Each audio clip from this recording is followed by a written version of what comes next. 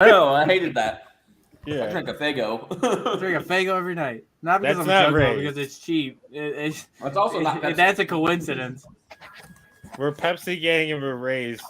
Well, yeah, Pepsi Gang, but I'll be honest with you, are we live? I'm Oh, I'm not not gonna paying say nothing.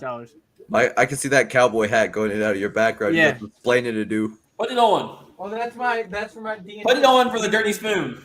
Oh, look, this is for D&D because my character is a cowboy. So Destiny got me a cowboy hat. Welcome to the South.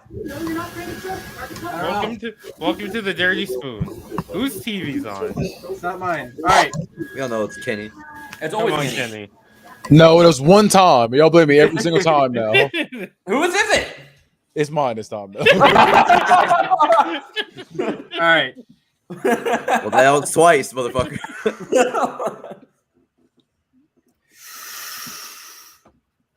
Bucket.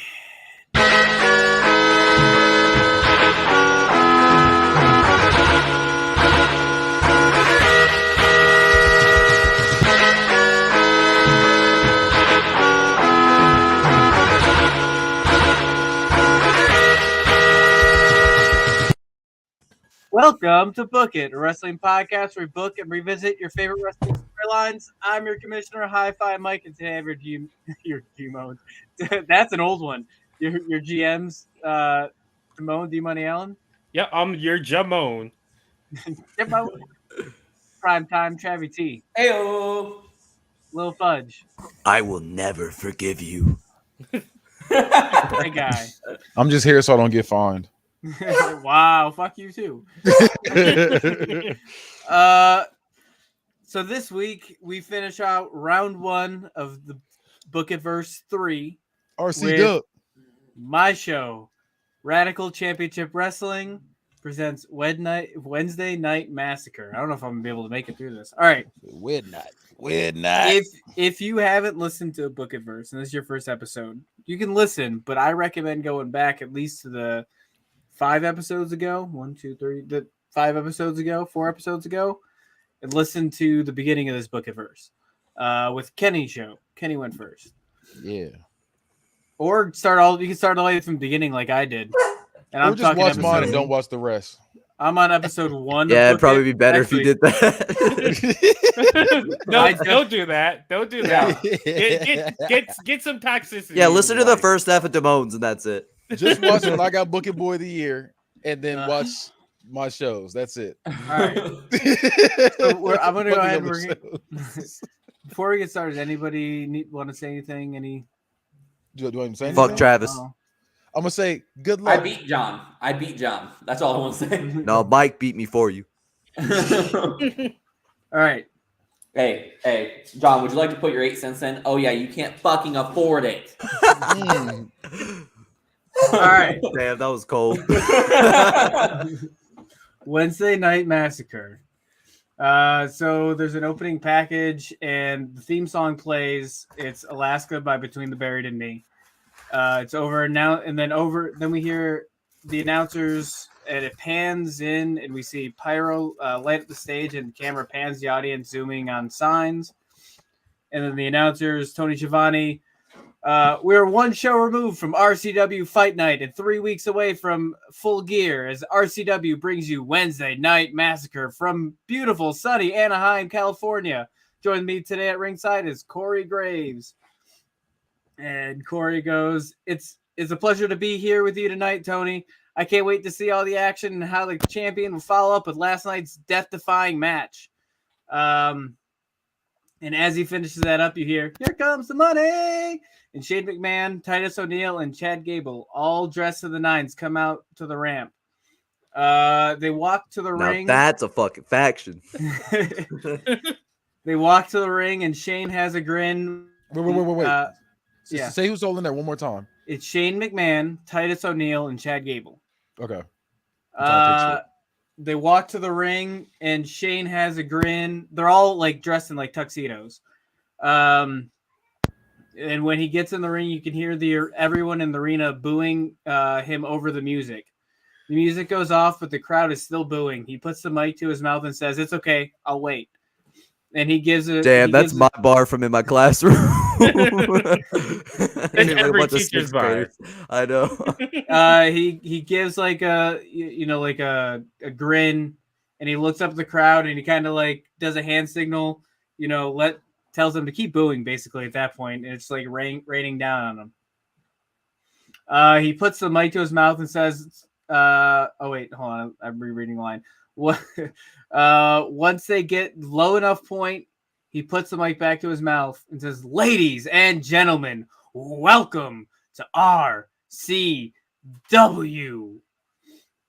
a show where the greatest athletes in this wrestling business come to shine, and the best superstar that shines above all, the RCW champion, Wesley Blake." And then it's like fake clap and like golf clap, and then the song "Warrior" by Atreyu hits, and Wesley Blake comes out to the ramp with the RCW championship. He's wearing a black suit with a red undershirt. And pyro is going off, and balloons and confetti come from the ceiling as we see Shane and company clapping their hands. The fans in the arena are booing pretty loudly. Blake comes down the ramp, and when he gets to the ring, he hugs Titus and Chad, then goes to Shane and hugs him, like gives him a handshake and gives him like a hug.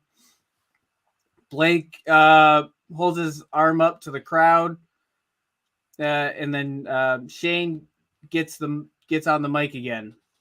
"Wesley, congratulations.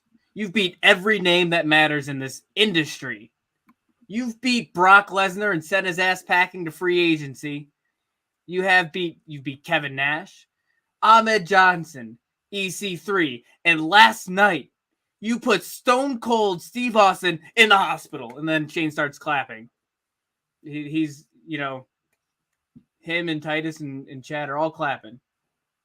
"That's right. You single-handedly ended Stone Cold Steve Austin's career.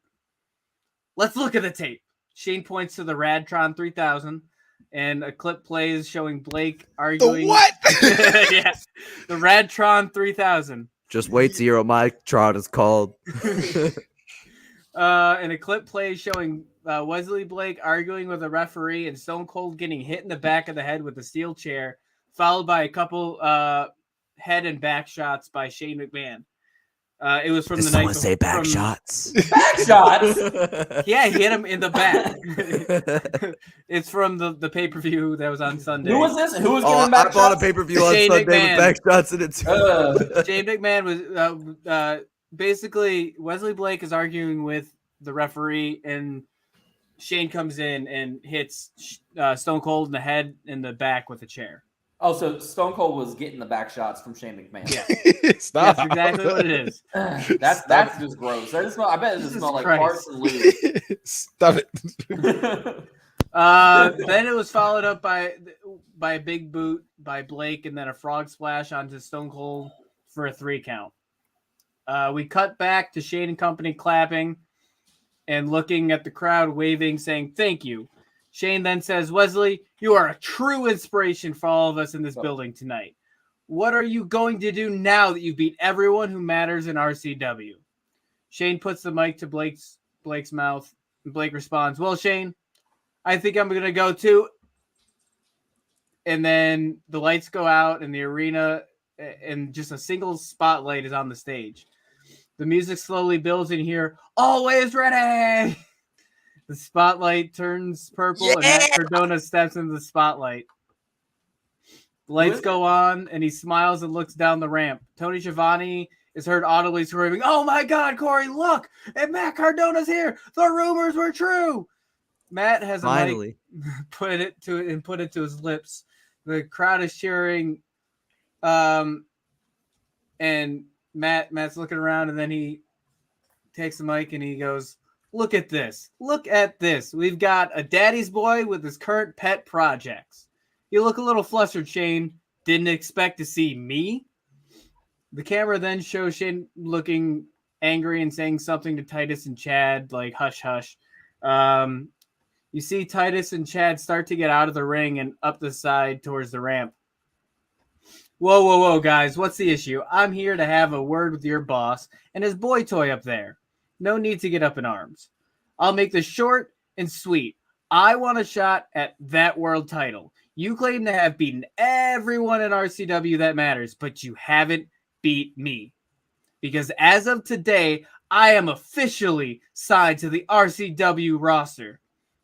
Shane then gets on the mic. Look, Matt, I'm not sure what you think you're doing out here, but seeing as you're new, let me explain how this works.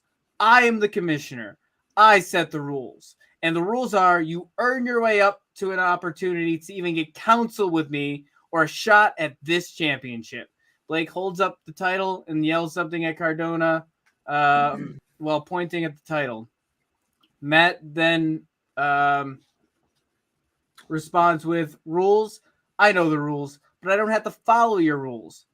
I have for someone higher up on the totem pole that says I will get a shot at that World Heavyweight Championship, Mr. McMahon. Shane then gets erratic and says, you want a chance to prove yourself? Fine. Tonight in the main event, in one corner, Matt Cardona. And in the other corner, Shane starts to point at Blake in the title and then turns to point at Gable and O'Neal, who are now standing in front of the ring in between the ring and the ramp. Titus O'Neal and Chad Gable. Matt looks around, then back to Shane. You think I'm scared of Tweedledee and Tweedledum up there? I'm going to put the Rad back in Radical Championship Wrestling. I'll prove to you and anyone else who needs to see it that I am the next RCW World Heavyweight Champion, and you can let it all ride on that. And Matt's music hits, and we fade to a commercial. That was about 17 minutes with intro, commercial, and all that. 18 minutes. Damn, that's like a reverse Kenny for all that. Oh, you put a commercial in there though, right? Oh, yes. Okay. Yeah, that goes to a commercial. Okay. Who wants to go first? I'll go first. Okay.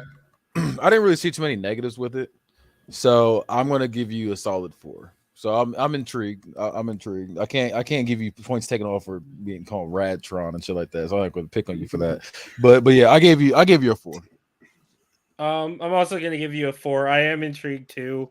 I'm interested in Cardona versus Blake, and I like that you established Blake is like a big deal and everything. The promos were kind of corny, yeah, but that's the only reason it's not a 5. But yeah, not bad. I'll give it 4. That's where I'm at too. It's the promos, like we're a little but the actual like story. Story's good. You made Shane McMahon a good heel manager, heel GM, whatever, commissioner, whatever you got him as. So yeah, he's a commissioner. Yeah, so you made, really with it. All the titles like that mean really nothing. And you made Blake feel important. Like you established that he's been dominating. Yeah. I got a number. I'm gonna go pretty much in the same ballpark. I'm gonna say $3.90. I'm gonna take a small dime off of theirs. I agree that you made a match that seemed so inconsequential, seemed pretty important. So especially if you gave this to us like 2 years ago when he was still Zack Ryder. So you made that seem important. So props to you. The dime off the dollar in the first place is because I agree with Damone. The promos were corny. And then the dime is because you got a guy getting pushed who is by far the worst in his faction.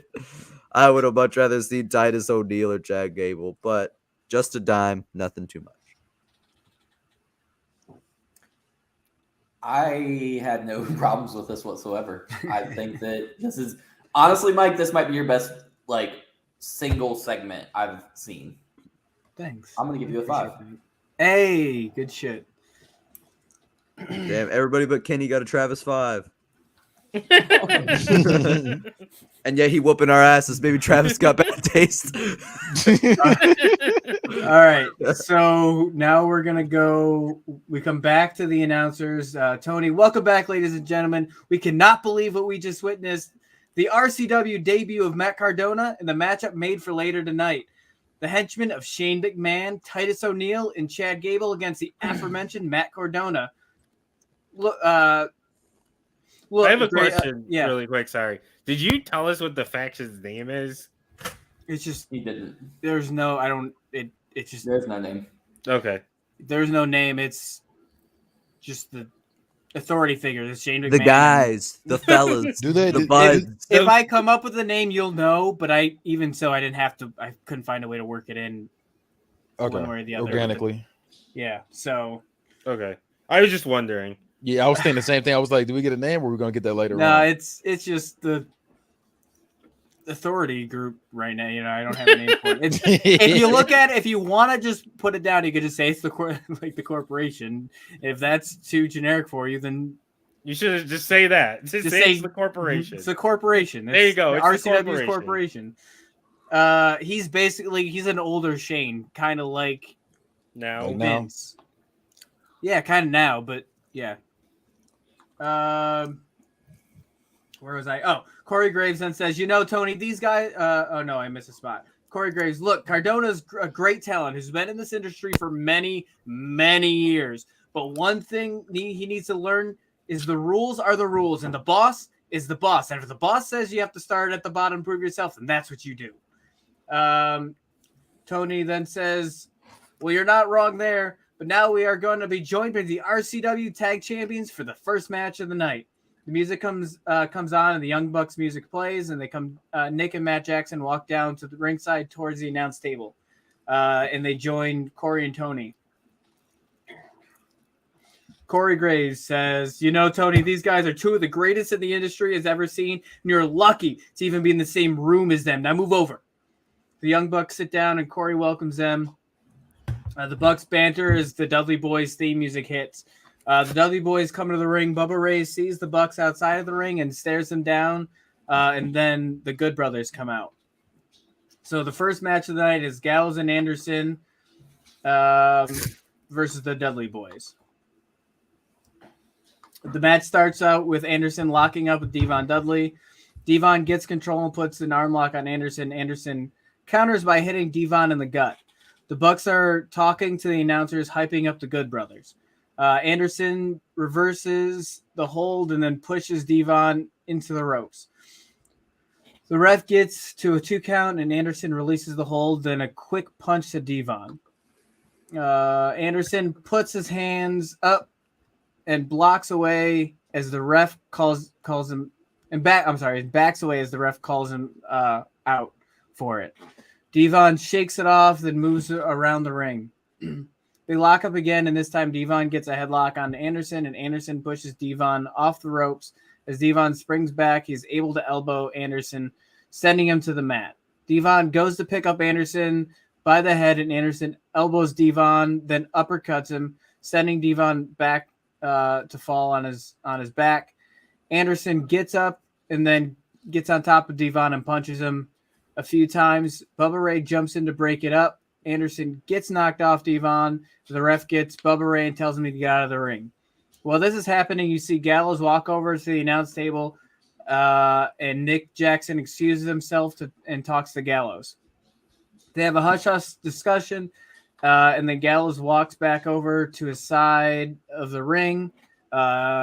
In ring, Anderson now is Devon in the Good Brothers corner, giving him some stomps. Gallows says something to Anderson, and they tag. Gallows comes in and starts to choke Devon with his foot. Gallows is told to let go. He picks up Devon and brings him to the middle of the ring, into the middle of the ring, and then throws him off the ropes. Gallows then runs for the ropes, elbowing Bubba Ray to the ground, and Anderson dropped down to the floor, holding Devon's legs. Oh, what did I write there? Shit. Gallows then runs to the. It's typing on my phone. Gallows then runs to the far ropes, elbowing Bubba Ray to the ground, and Anderson dropped down to the floor, holding Devon's legs, while Gallows bounces back and big boots Devon in the head. Nick and Matt Jackson then quickly excuse themselves, and they jump up and attack Bubba Ray. The ref is now distracted with Devon, and the big boot knock Devon out of the ring, and Anderson gives Devon some kicks to the gut. When the count gets to 7, Gallows gets out of the ring to kick Devon, and as soon as the count gets to 9, he rolls Devon back in and follows.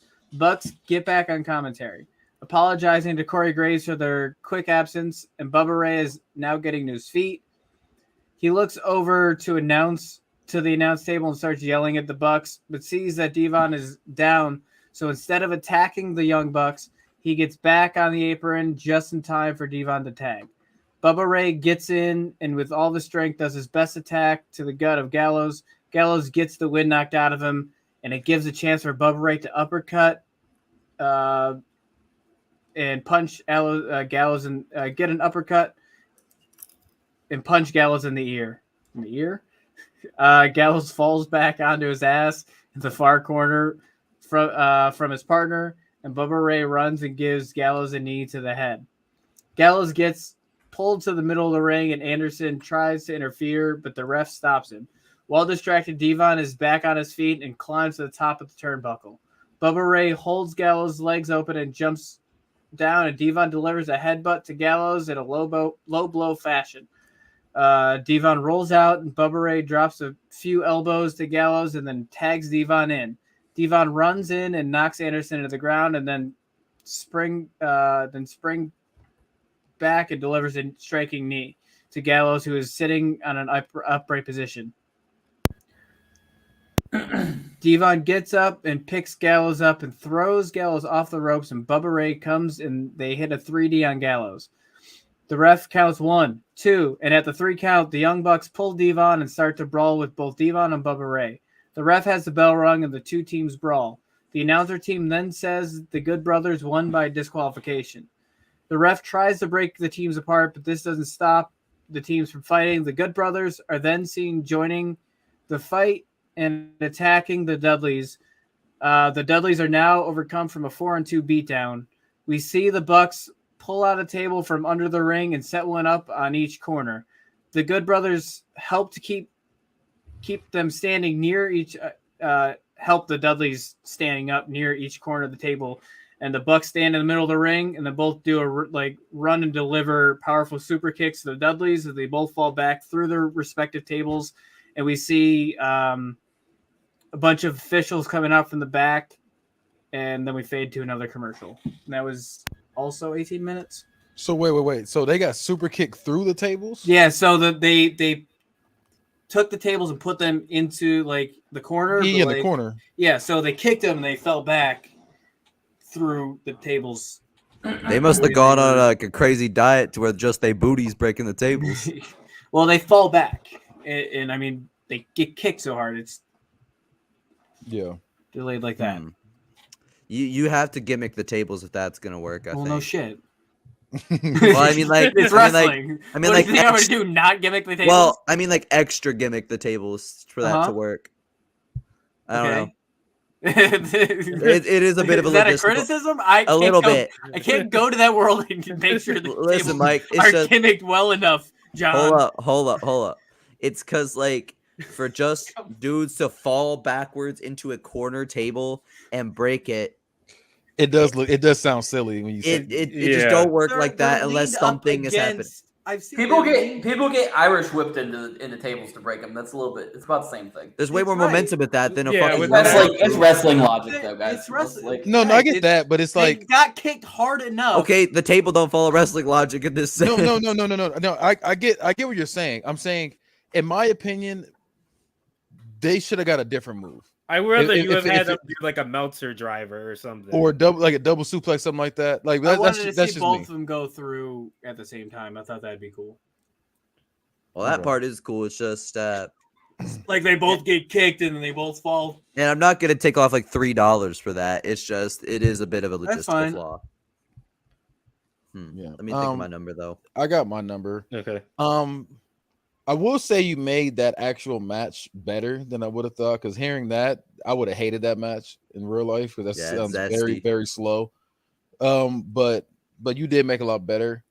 I think the end portion was it was a little predictable, but it wasn't bad. It was just kind of saw that coming. So I'm gonna give you a solid 3.25. That's where I'm at. Okay. John, you want to go? Yeah. Not quite to my number, but I'll think of it as I give my analysis. I agree with all of Kenny's points. I thought the end was just altogether kind of messy. Like, maybe I just kind of got lost in the words that were happening, but like, it sounded kind of messy. I mean, it was a match, like the one team's coming back, and then when they about to win, they get pulled off the ring. So it was typical heel shit. Did he break up for anybody else? Was that just Yeah, he broke up for everybody. Oh, I was just saying, basically, like the heel team comes in and fucks up the match, pulls the person off. So it was kind of a typical match like that. Oh. I'm gonna also give you a 3.25. I think that's a fair rating for it. I'm gonna give you a 3. I agree with everything they said about the ending being kind of messy. I also feel like there was a part in the middle that was kind of clunky, where like the Young Bucks, like in that interference, like where they beat up, I think it was Devon, like that part kind of felt pretty clunky. In the match itself, would you did make it better. Like if you just told me just that straight match. Tell me not Young Bucks, fucking Good Brothers versus Dudleys with no edits. I'm giving you a fucking 1. Yeah, it's rough without the edits. It's rough, but you made it better. So yeah, I'm gonna give you a solid 3. Book It is out to kill the Good Brothers legacy. Fuck them. Yeah, I don't like the Good Brothers. I mean, more like the Bad Brothers. Am I right, gamers? Yeah. I hated that. Finding a team to work with the whole thing. I mean, are you doing the Good Bullet Brothers Club? seem like the most sense. No, I'm not. They're not. Okay. They're not together. They were just.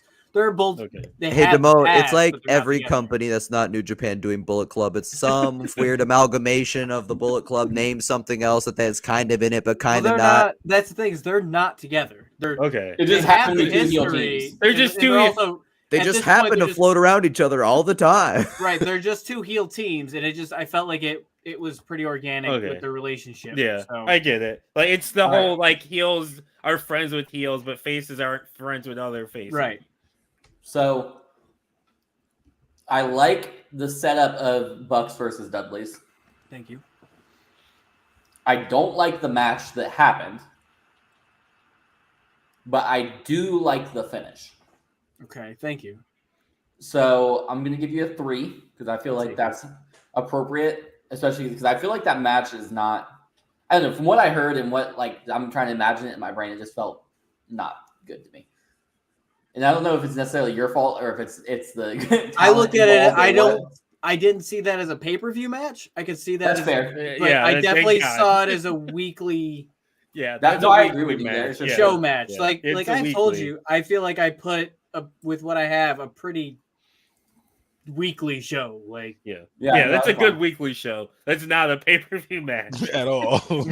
I think when we see like the end of this Book It verse, we got to do like weekly shows versus pay-per-views averages, because I think the weekly shows are like 50 cents lower. Like, yeah, because we're not putting on pay-per-view matches, Yeah, and you're getting a fraction of the build too. All right, so next is my women's match. Just woo! Woo! Mike does women. That's what I'm talking about. Yeah, that should be a shirt. We come back. Gotta prove it. I just realized when I go to commercial break, I am going to commercial break. It's you guys giving me the rating, and then we go back to the action. I hated that. When we come back, the announcers knock off 20 cents for his last thing for that. No, I'm kidding. Don't do that. When the announcers come back to, they're going over a replay of the last match of the Young Bucks interference and the kicks through the tables. The segment, then it goes to a segment real quick backstage. You see Shane McMahon is talking to Titus and Gable, and Wesley Blake is kind of sitting in the background staring at his title. Shane turns to Blake and says, "You okay, champ?" Blake looks and then stands up and puts the title down, looks at Titus and Gable. He says, "You two better take care of this tonight. Make sure Cardona's first and last match in RCW is tonight. You got it?"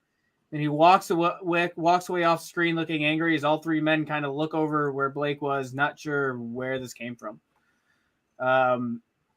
Then did you guys want to? I don't know if you guys want to. It's technically a segment, but all this it doesn't go with the next part. So I don't know if you guys want to just look at it as a segment. It counts. Yeah, It's just a little backstage, 2-second thing. Also, I have a question. I've been of rated seconds, for less. what are these things timed at? Have you timed any of this? Oh, I stuff? did. I told you both. Yeah, Okay, you I said don't. mine. I just didn't remember if you said it or not. I did. I I don't know if the timing was good, but I timed it. Okay, I just didn't remember hearing the timing. But someone want to go first? Yeah. go ahead. I'll start. This is like the definition of mid. There's nothing wrong with it. There's nothing right with it. Honestly, if this is one of those things where I fought on the hill of segments this short shouldn't get rated, I lost. Yeah, I mean, it's literally like a 30-second. Yeah. I lost this battle, so we have to rate this, but I can't give it like a high or a low rating in my right mind. So I'm gonna keep the average about where it's at. I'm gonna give it a 3. It's like right in between. It's just not good or bad. It's just there. Yeah, I'm gonna give it the same a 3. It's kind of just it's there. I could see you planting the seeds for something possibly, but it's not anything. It's not egregious and it's not great. So it's a 3. Kenny? Oh, yeah, I'll give it a 3 as well. Okay. I was gonna give it a 2.5 because that's what I said was mid before, but I'm gonna give you a 3 just to not I rock the boat. appreciate it. Like I said, this is just one of those quick. It's just Also, there. You're just moving the storyline. I get Yeah, it. John, For Yeah. long. your beard's looking great today. Thank you. I remember like 2 weeks ago, motherfuckers trying to say it was patchy, and I had to send like a picture with flash. Like, no. It's just this camera. Yeah. all right. So then we hear Carmella's music hits, and Carmella starts walking out and poses on stage. Ooh, she's Wait. cursed. Which Carmella music is Yeah, it? which version of Carmella? It's Yeah. Please fabulous. tell me Yeah, it's that one. FABUFOUS. That's what it is. Hey, That by shit the way, I fire. don't honestly don't know any other Carmella music, so Everything since is pretty generic. Yeah, it's just Uh, generic like stripper music now. I have a question. yeah. This has nothing to do with Carmella, but I've been wanting to ask this and I keep forgetting. Which one of you two actually has Matt Cardona? I had him. I traded it Yeah, we to traded. my. I gave him 2 people. Oh, Yeah. So you got him for one night. No, he has him permanently. No, I'm saying you, Yeah. Damone. Oh, I had him. I drafted him. Oh, you And just then- say. Oh, I remember this trade happening. Yeah, Never I mind. Go ahead, drafted go ahead. him and then I traded. I forgot who I traded. I don't know either. I changed my roster on my sheet, but that not on the main sheet, just on this, on my doc. Yeah, it was a 2-for-1. So Yeah. I just know I gave him 2 people I wasn't using. Fair. We'll hear Carmella's music hit. Carmella walks out and poses on the stage. She pulls the mic out and says, I really got to hand it to Ivory. Still able to move without breaking a hip in her old age. She says this while talking to the crowd, making her way to the ring. Last night, she beat Asuka to retain her women's championship, and I was shocked she was able to make it back up this ramp. But tonight isn't about her. It's about proving that I will be next in line for her title. So if my opponent can make her way down here so I can put an ass whooping on her and make her scream like the $2 whore she is. Damn, me in the DMs. Damn it. I forgot I wrote that. We wish you did too. No, I love it. It's a great sign. Or a great line. So I can put an ass whooping on her and make her scream like the $2 whore she is. That would be fabulous.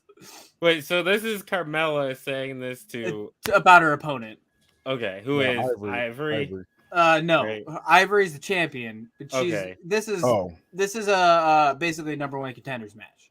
Okay, so Carmella is talking it's her- about someone right. we don't know who it is yet. Yeah, she's Okay. saying that she's surprised that Ivory won her match because she's old and all this other stuff. But it's not about Ivory. It's about Who she's about to face. who she's about to face. Okay. Then Leva Bates' music hits, and she takes no time running down the ramp and sliding in. Leva Who? the Master Bates. I was like, who was that? Who's Blue Pants. Blue pants. Yeah. Oh, okay. So I originally wrote it as Blue Pants, but I thought maybe you guys wouldn't remember Blue Pants, so I changed it to her name now. No, I Yeah, remember Blue only Pants know more Blue than I. Pants. Yeah, I remember Blue Pants. I more mean, than I technically, remember this is the Bates. Blue Pants version of her, but I didn't Just changed know. the name. I felt like last time I brought her up, nobody knew. but yeah, it's basically the same character. Anyways, it's the number one contenders match for the women's championship, and Carmella wastes no time and she stomps Leva as she slides in. Carmella picks up Leva and she slams her head into the turnbuckle. You think you could beat me, bitch? I don't think so. She slams Leva's head 2 more times as Leva falls back and the ref pulls Carmella away. Leva is able to get up and Carmella locks up with her and gets her to the ground.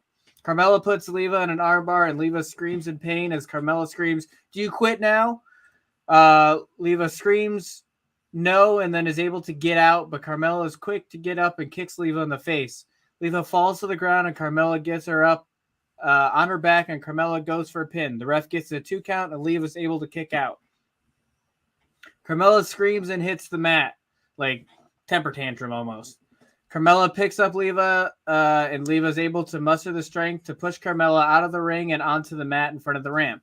As Carmella gets up and goes into the ring, Leva is seen running and baseball sliding, but Carmella moves out of the way and pulls Leva out of the ring. She throws her into the outside of the ring post, and then Carmella slides back in before 10. Carmella puts her opponent. Oh, she slides Leva back in before 10. Carmella puts her opponent into the middle of the ring and then puts Leva's head between her knees and performs a code of silence. Leva taps right before passing out. Carmella waits before letting go, and then she does. Carmella is celebrating as she points to the replay on the Radtron 3000. Ivory then steps out onto the ramp and holds her title. She looks down at Carmella, who's now yelling at Ivory how she's the best. Ivory doesn't look bothered, and we cut to a small sponsorship spot from the upcoming Debatable movie. What's the movie called? Okay, I'm gonna have Debatable, to the movie. This I'm is gonna have to give debatable. you. Yeah, you're gonna force my hand to give you a 10-cent raise for that. We lost Travis. Yeah, he said his internet cut out. I realized it like well, he's partway gonna. through. Damn, he's He'll gonna have to like go back and listen to this match. Yeah. Yeah. So I'll be honest, wasn't a huge fan of this part. The match itself, did Blue Pants get any offense? And I feel like she got, it was a squash yeah, match. It was I'm building Carmella. Yeah. Mike, did you not learn from CBW? Did you not watch me die? Again, this is not pay-per-view. I know. Well, I died pushing her on pay-per-view. That's what the difference is this is not pay-per-view, and that's how I wrote it, and not write it for pay-per-view. Yeah, I know. I'm not gonna punish you too. It's not gonna be a great score. I'm gonna give you a 1.5. 1.6. I'm gonna give you. Damn, I thought I was being a hater. The 0.6 or this is why I don't write women. point one of them is for Debatable the movie. Sexism. Sexism. You got extra for Debatable the movie. So remember that part where she called her a $2 whore? Yeah. You're a $2 whore because that's what you're getting is $2. I should have made it a $5 whore. There you go. Shoot for the stars. Okay. Yeah, I feel bad, Mike. Yeah, this wasn't good. Yeah, I gotta. We get to roast Mike, and Travis missed it. Beautiful. What is everybody's score so far? 1.5 and a 2. No, 1.6. 1.6. Oh, He gave you 1.6. I'm I sorry. gave you a dime for Debatable. Oh, because I ended the segment. It faded to a promo for the Debatable movie. What? It's the upcoming Debatable, the movie. Who plays What is Damone that in it? about? I didn't write the movie. It's just Damone, who's playing you in that movie? Quick. Denzel Washington. No, the fuck he's not. Playing Demo. It's Ron Fun. It's Ron Funches. What the fuck you mean? No, it's Childish Ron Gambino. Funches? It's Childish Gambino. I was saying no, or Dave no. Chappelle playing Kitty. I was gonna say the only other person I was animatronic Ninja Turtle. We'll see. It's Hannibal Buress playing Damone. Did you say animatronic? Yes, Oh, yes. hold on. Like one of the Muppet Wait, ones. Did you just say that a Ninja Turtle was gonna play Damone? Yeah. That's fucking hilarious because they do nothing like it. I think Right. Hannibal Buress is actually perfect to play Damone. I'll take that. I'll take Hannibal Buress. Can we Okay. get a? Yeah, well, I want to hear the last rating. Yeah. Okay, so my rating, yeah, like I said, Mike, this wasn't good. I liked it. I don't know, man. It. That $2 horror line was as good as you thought it was. I love that line. Well, I'm glad somebody did. I mean, I enjoyed that you liked it. I mean, I like that you having fun making this, but yeah, I didn't think that line was that good. But yeah, I gave you a 1.5 for that match. All right, I'm gonna give you the average of what they gave you. No, that's fucked up. No, you should listen. 1.7. Go back and listen. I gave you to the it and highest then rate it. rating. I'm gonna be honest with you. I'm not gonna do that. It's a lot of fast forwarding. Basically, I mean, if I could sum it up, where did you lose out? Where did you drop out? I I got heard you, the Travis. $2 whore, but yeah, you tell me. Yeah, so after the $2 whore, It's basically a squash match where it's a literally- squash match against Leva Bates, and then Ivory comes out Yeah. and holds up her title, and then it goes to commercial. That's That's Yeah, honestly. that's pretty much it. I probably would have given you a 1.5, so we're gonna stick with the 1.7. I'm gonna give you now, all right. That's fine. so that way. You made out. She literally got no offense in. Literally Yeah, no like offense. not shot it. Blue Which, pants. granted, that happens on weekly TV, but I No, don't they at least think- get a clothesline in. that's true. They get a hope spot. Yeah, they I get, like, a punch tried into to, it. but I was like, I really want to make Carmella beat the shit out of her. Like, A couple shin kicks and a drop kick every now Go and to- then. But she just got her ass beat. Go. all right. So the next, it goes into we come back from the commercial, and Jeff Jarrett, Rick Boogs, and Elias are having band practice, and Jeff is Oh. singing. Oh. So it was Jeff Jarrett, Oh. Boogs, and who? Elias. Oh. What type of band are they? They're a fucking Funk. Fucking rockabilly. three-piece, just a three-piece like guitar. Like they're not good. They're It's a called three-piece, DX 2.0. No. And Jeff is singing. And then Band 2.0. Big Dick Dudley and Balls Mahoney are also in the locker room That's and better. walk up to the trio. Dick and Balls cover their ears while the trio play a few chords. Big Dick Dudley gets up and yells, "Knock it off! We're getting ready for our match." And how can anyone concentrate with that? Knock damn it off. noise? We're serious wrestlers called Dick and Balls. We'll never Yeah, forget you. basically. So the chosen three stop and look at him. The chosen three. They were chosen to get fucking killed for this music. Jeff speaks and says, "You got a problem with our future Grammy Award winning song, boy?" And Balls Mahoney chimes in. Yeah, we got a problem. It's trash, just like you. And with that, Jeff and the other two get in the face of Big Dick and Balls. Balls Mahoney. Get in the face of Big Dick and Balls. That sounds awful. Organic loving. Then quickly grabs Jeff's guitar and breaks it on the locker room bench. Jeff's face drops. "You broke Sheila, you bastard!" As he falls to his knee, holds the piece of the broken instrument. Dick and Balls walk away while the trio stand in awe and anger. The camera shows Jarrett's angry face as we cut to the ring. Go ahead, rate it. Listen, Is this I'm how actually. you guys? Hold felt? up. Wait, I'm hold gonna- on. It cuts back to Corey Graves saying, "Did you see that, Tony? This is a crime against humanity. They broke Sheila. Jeff Jarrett and the chosen three need to make her to make their newest Grammy Award winning single." I'm actually gonna be the hot take Tony here. responds with, "Well, I hope he had a good luthier.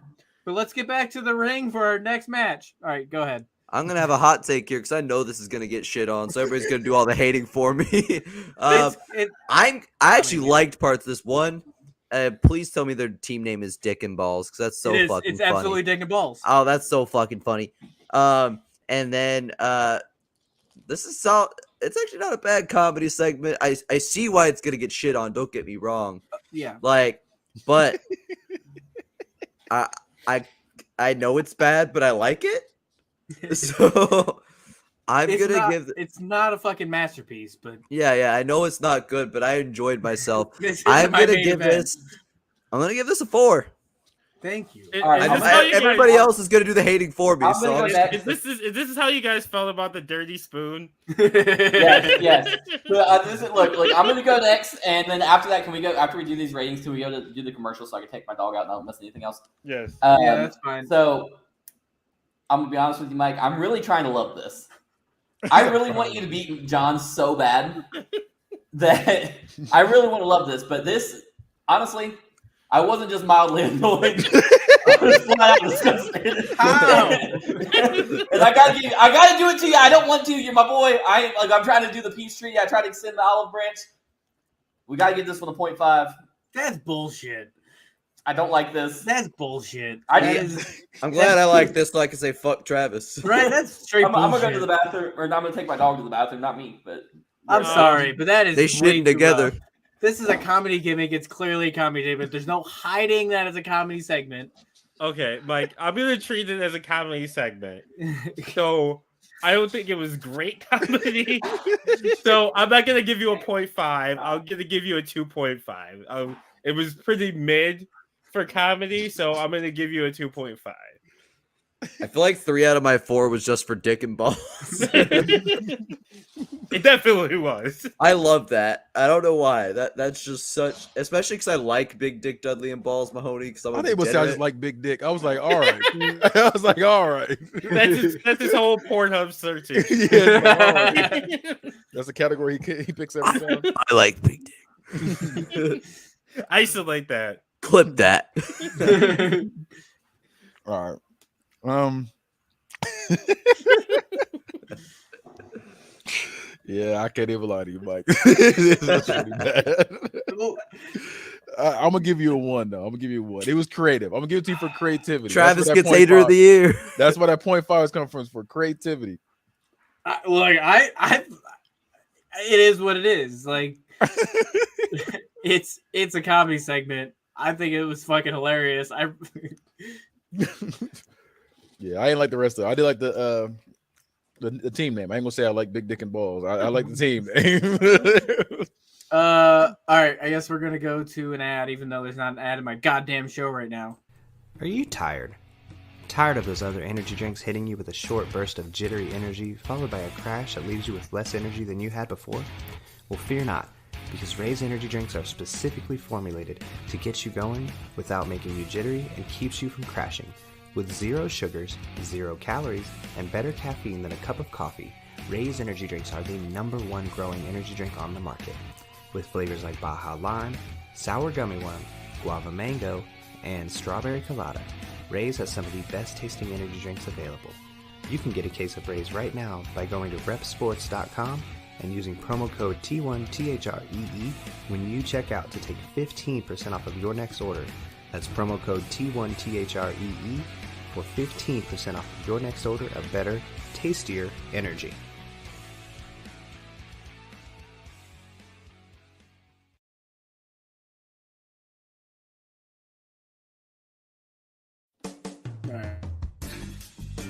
Your body and the bodies you're loving deserve nothing but the best.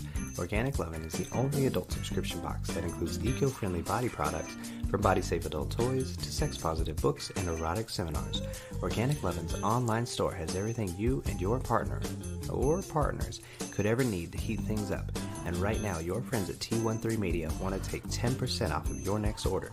Just go to organiclovin.com and use promo code T1THREE like the sound the bed makes when you check out.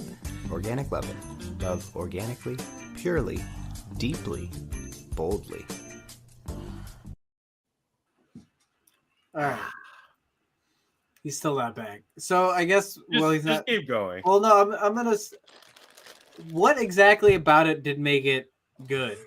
Because it's a comedy segment. Let me explain as the guy who liked it. It was just really degenerate. Let me put it that way. Like, you just had a lot of things that, like, when you say it on paper, sparks like the ew reaction. Like, you got like the crappy band, you got Dick and Balls, which is, kind of a gritty team.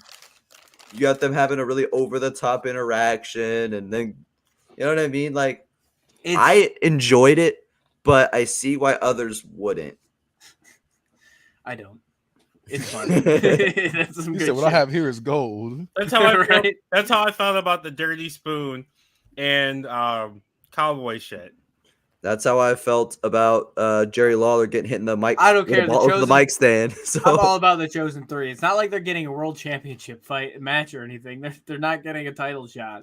that's how I felt about Eddie Guerrero and Owen Hart having a serious moment that's been deemed to holy hell for 3 weeks straight. Hey, So- guess what? I ain't forgive you for that shit either. I'm gonna embrace it. Don't worry. I do see what you did though with the Chosen Three because Jarrett was the chosen, one. Yeah.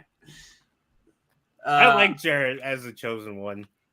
I actually like the powers that be storyline. I know I'm like the only one ever, but I liked it. Was that a WCW thing? It was. I don't like the thing. the way they did it at first. I did like it more when they came back, like when Bischoff and Vince Russo came back, and he's still a chosen one. But this is like post right at the end of the WCW or NWO gimmick.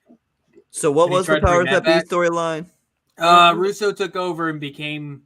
It was like a group of people who were in charge. It was like the mafia almost. But you didn't know who they were. It was like a board of directors essentially. But they treated it like the mafia. Yeah. It was 1,000% like the mafia. He had Disco working under him, I think, at one point, and in his faction. Yeah, I think they were his dog. Yeah, it was just pretty much a group, and they were the authority figure, but you didn't know everyone who was in it. The chosen one, but I like them. I know it's one of those hot topic, like one of the things that helped kill WCW. It was already on its way down at that point. Well, yeah. Because I'll let you in. I've been watching 2000s Attitude Era, so I'm sure that had a lot to do with that and a lot of South Park. I'm sure that had a lot to do with my writing style for this. And I like the stroke as a finisher. All right. TNA Jarrett was kind of OP.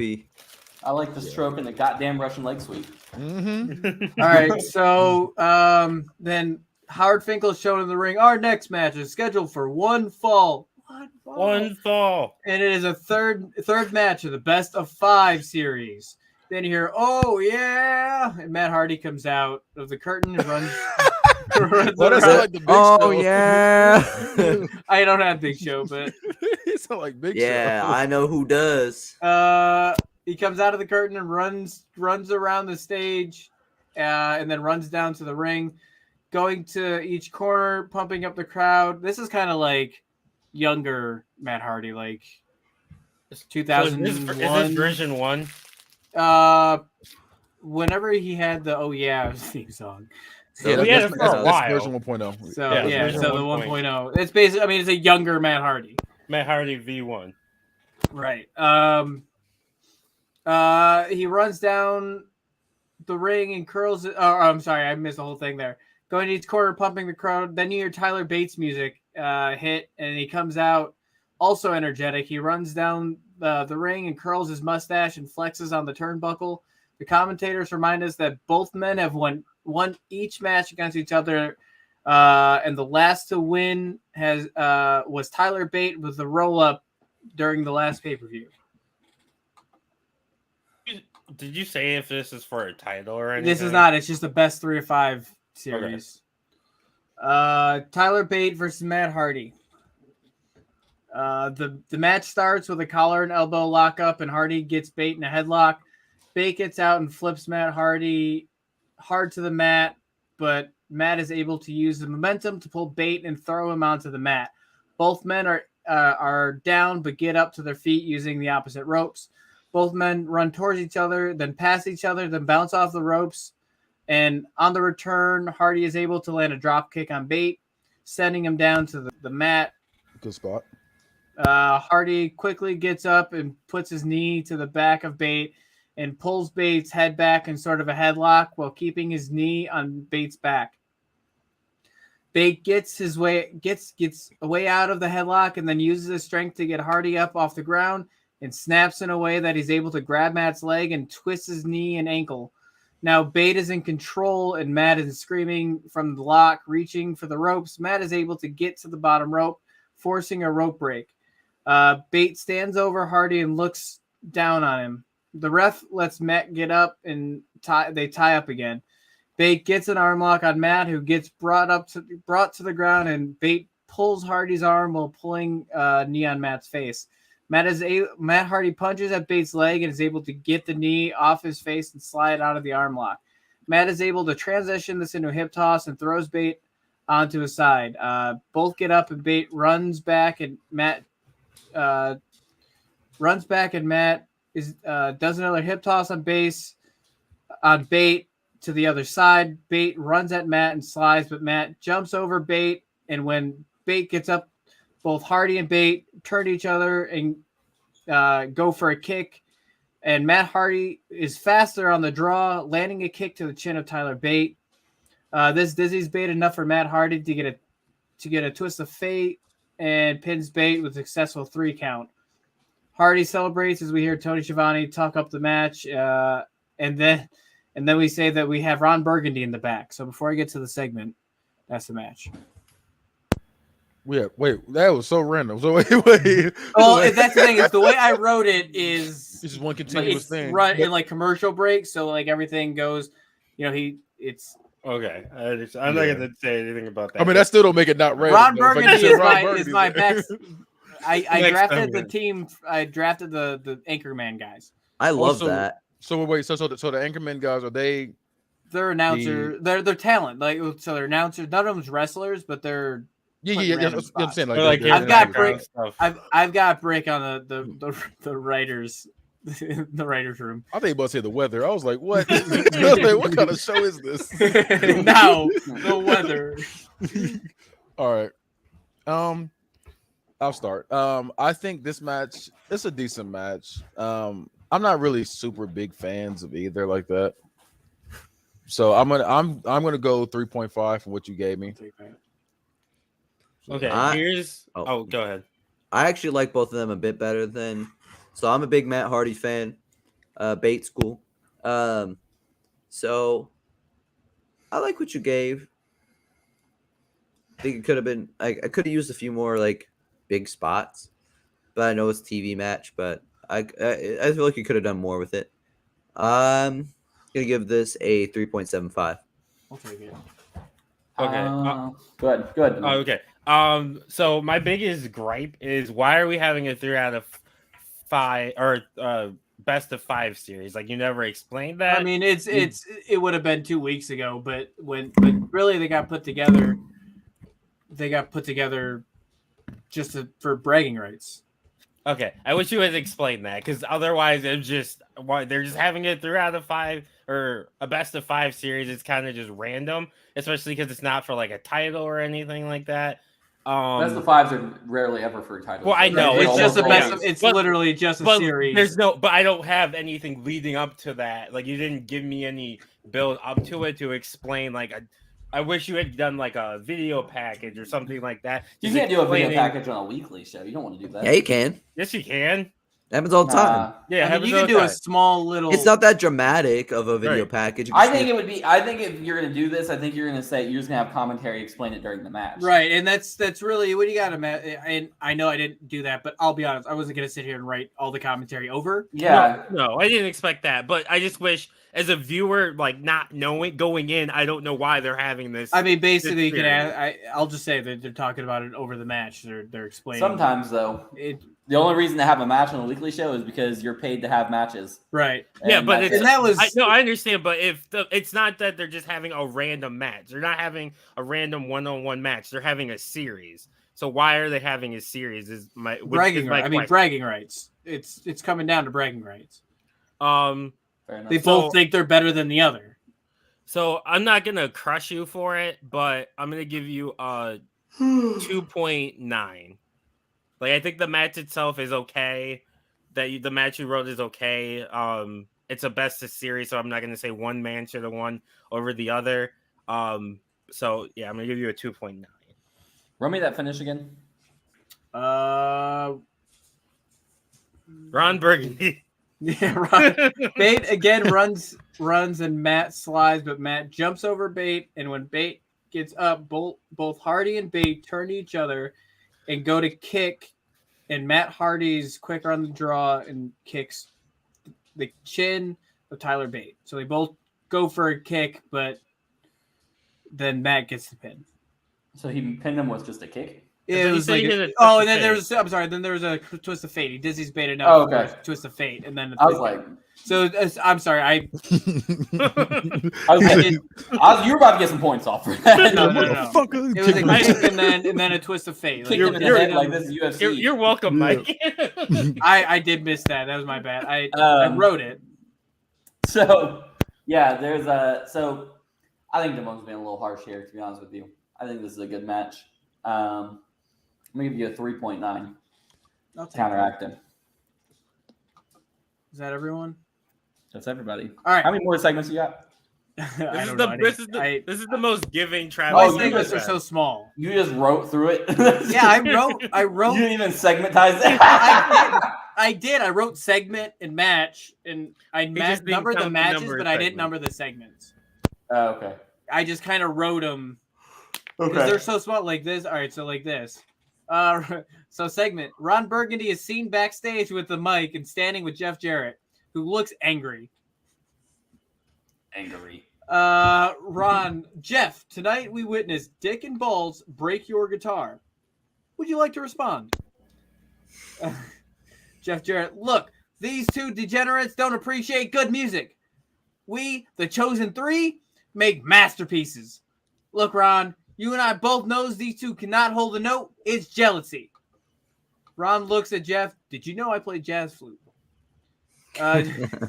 Jeff stares at Ron but ignores his comment and continues. Tonight, we're going to take matters in our own hands and make sure Dick and Balls pay the piper and get what's coming to him. As Jeff then walks off angry, we see Ron pull out his jazz flute and starts to play. The sound fades as we go to commercial. Okay. A lot of 17 minutes. A lot of the points you're getting is for the jazz flute bit. I hated that. I'm gonna give you a 3.5. I'll take that because I know I'm about to get another 0.5 from Travis. I'm gonna give it a. Fun. I'm giving it a 3.8. That's solid. Thanks. The jazz flute bit is funny. I kept the comedy with the comedy. Like I didn't mix it. You know what I mean? Kenny, Oh my god, Kenny. Travis' face right now. He's Travis over there meditating shaking. for this. Travis is like, I just helped you counteract the most score, and you just ruined it. You threw it all out the door. Threw it all out the window. Yeah, I'm not gonna lie to you. I didn't like this segment. This is worse than the other segment. The other one I gave you a 1. I gotta give you a 0.5 on this one. yeah, I just watched the first episode of Raw, and they had Heenan with a fucking wig on, dressed like an old lady, saying he's got to get in and go see his nephew. Come on. Yeah, this is gonna be that's a no for me, dog. That's a 0.5. I Mike, think this- Mike, this is remember like a who Don't really, like comedy segments. Like, Mike, remember who really I rode for did- you? Here's the thing, though. You gave him I those gave- 8 cents. I did. You know what? I gave Danhausen a 5. I do like comedy segments when it's good comedy. Yeah, I'm the good comedy goat. Yeah. You do like promos really good. I do like promos from you. Me? Yeah. Well, I appreciate that, but that didn't help. I'm sorry. I didn't I like gave you this. the lowest score possible. What the fuck you mean? So Kenny. Yeah, I was. I am. Yeah, remember That's- who I didn't rode hear for you. that, but Remember fuck that you. shit. Remember. Somebody want to offset it? Give me a 5 because that's I can't do that. Think about them 8 cents. 4.9 at least. Goddamn. Travis, you shouldn't be giving him 58 cents for all they gave you. Oh, you're right. I'll give you 58 cents. So there. I guess I'm the hater here then. Why does John lose the mic because of that? We come back. I from would love that actually. come back from commercial, and we see a small little video promo. It says next week an announcement by the U.S. champion Hulk Hogan, and it's set to Real American. So it's the United States flag, and it's all Hogan out, like it's Hulkamania to its finest. Like it's vaporwave radical fucking Hogan, man. 5. Okay. That was it. Yeah, That's it. sure. Yeah, it's just a little video promo. Vignette. Okay. It's a little just says next 5. week. You really give him a 5? Yes. I told him he uses 80s Hogan, he gets 5. 5. Why? See, I love this is Why where give we up on alternate people? on being haters here. Like Travis is giving a 5 just on the basis of 80s Hogan, and But it's real American Hogan, man. As I the fucking U.S. hate champion. Every man. I fucking hate 80s Hogan. So I hate and, every Hogan. and Mike, You're a fucking communist. Hollywood Mike, Hogan's the best Hogan. here's the part: you didn't give us anything else but 80s Hogan, so we're literally just judging 80s Hogan Right, exists. it's just He saying will be here. He's the U.S. champ. You see, he's better. I'm not looking forward to that, so I'm gonna give that a 0.5. Actually, 58 You cents. guys either liked it or hated it. Like, there's not been any sort of in between. I've been in between most of the show. I'll be the in between. I'm gonna give you a 2.5. Like it's not a lot of substance. Like it's just It's Hogan literally just a showing, video package. I know it's just Hogan showing up. And That's I fine like with me. I like the fact that he is the United States champion because it's Hogan. Even though you did pick the worst version of Hogan, Get the fuck out of here. Hollywood Hogan's the best version. No, I'm going for baby face. Because Is he wearing- he's he a wearing the- dirtbag. Hold on, shut up. He's his real self. Is he wearing the fucking speedos with the fucking kung fu bandana? Yeah. I love it. We're talking. I love it. We're talking. Yeah, Hogan. We're talking early Hogan, like superstar of the world. Fucking eat your vitamins, American hero Yeah, Hogan, man. Because you put him in the U.S. title picture, I'm going to give you a 2.5 for that. Like I said, there's not a ton of substance, so I can't go higher than that. There's no substance. It's literally Right. Yeah, words pretty on a much. screen to real American. Pretty Five. much. So I'm just going to give you 2.5. So when I wrote it, I didn't know if that was gonna get. I'm not gonna do you dirty because I hate Hulk Hogan, but I'm just gonna give you a 3. I'm just gonna give you a 3. Don't say anything else. Just go ahead, go to the next segment. I fucking Alright. hate 80s Hulk Hogan. So I the next match is Dick and Balls versus Goldust and R-Truth. Ew. Why do you keep doing this? Why do you keep going? You have one really good segment and then you just ruin it in the next segment. It's like, Dick and Balls is back. Continuing on this. Meanwhile, I'm broke We Dick are and Balls. also, We hold are on, hold on. toxic. Why does this show have so We much are dick and toxic. balls? Was I gonna just drop the Why storyline? is there so much? No, but I'm just saying, why is there so much dick and balls in this show? So Because much it- dick and it- balls. This is worse than porn. It was. Clip it. I love Dick and Balls. Hey, Kenny. His show is literally that angle underneath the vagina. It's this. Literally, it was the setup. This. It was the carry through, and then now this is the match, man. We're getting this whole thing for this. You did have like 4 segments of Dick and Bruh. I was ready you giving this segment It's to three segments. Dick and Balls only been whatever one. his name is. Jared's RCW been presents through full two. frontal nudity. All right, so Dick and Balls versus the Golden Truth. I can't wait to offset this hate. First, the Golden Truth comes out, and then Dick and Balls. Dick and Balls come out holding chairs, as they always do. That's their thing. They bring Is out the chairs. crowd chanting like balls like they do during Balls Mahoney's entrance? Yes. And then the other half of the No, crowd they're says, screaming, Dick. Yeah. And the other half go, balls. Yes. When they get to the bottom of the ramp, they open up the chairs and put them next to each other. They get in, and the match starts. It starts with Goldust and Big Dick Dudley. Dick starts out with punching Goldust repeatedly, backing Goldust all the way to the corner. And when he gets him there, he pushes down on Goldust's face and neck, and Goldust kicks. But Goldust kicks the midsection of Big Dick. This gets some relief from Dudley, and Goldust follows up with a punch to the head. I don't like that you said that gives some relief. It was the fact he saw it afterwards. He was like, he gets the midsection of Big Dick. I was breathing. All right. Then finish with a headbutt. Finish it with the head. Big he Dick headbutts falls Big Dick, back and okay. slips onto his ass, and Goldust follows up with a running knee. Big Dick falls down, and Goldust picks Dick up by his hair. Huh? Big Dick gets pulled up onto his feet, but then elbows Goldust.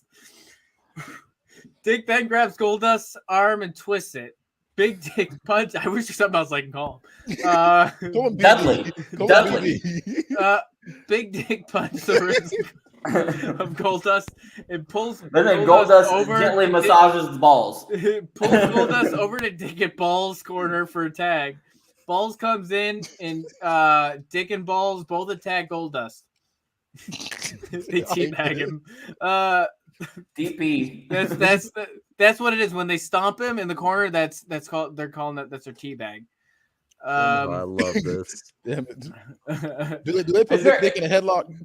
Is their finisher a fucking Bronco Buster? Oh, it is now. Balls comes in and Balls both attack Goldust. The ref kicks out Big Dick and Balls goes to work on Goldust. Balls grabs Goldust by the head and throws. You guys got me laughing. I came into this pretty straight face and now I can't stop.